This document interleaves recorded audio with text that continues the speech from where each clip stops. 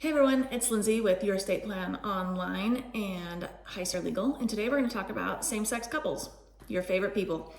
My friends, for instance, who are not married, who are in a same-sex relationship, have an estate plan. And the reason for that is that I was very importantly told them that they need to have one. And the reason for that is that if there is an incident, say that there was a medical emergency or their spouse, even though they're not married, is an accident or something like that, that they wouldn't be able to advocate for their loved one or their person because they're not technically related to them and they are maybe not married, or maybe that marriage is not recognized by the government, if you will, in certain circumstances, or even these institutions. Sometimes you have some certain institutions who don't recognize it even if it is valid.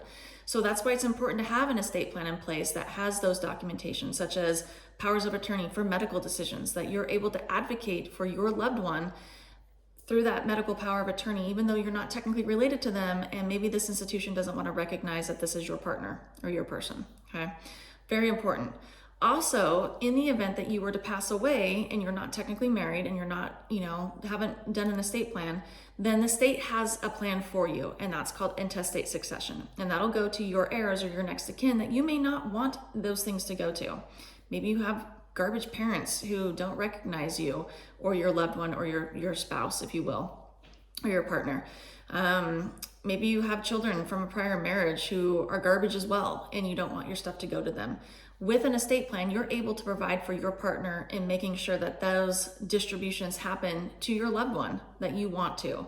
And that is only done through an estate plan, through a revocable living trust, a will at the very minimum, very, very minimum, at least have a will so they can go through probate for you.